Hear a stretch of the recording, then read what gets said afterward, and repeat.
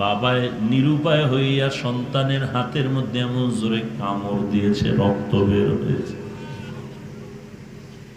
এমন জোরে কামড় দিল, সন্তান মা মা করে চিল্লায় আর ডানে বামে তাকায়।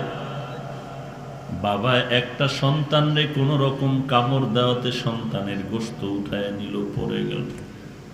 একটা সন্তান বাকি, ছোট বাচ্চাটারে বাবায় যখন ঠেলতে চায় কান্না করে, আব্বু আমার ভাইয়াকে ফালায় দিয়েছো, আমাকে ফালায় দিও না, আমি মরে যাব, আমি মরে যাব, আমাকে ফেলে দিও না রে বাবা। শেষ পর্যন্ত বাবা নিজেকে বাঁচানোর জন্য এই সন্তানটারে জোরে ধাক্কা দিয়ে ফালায় দিয়েছে।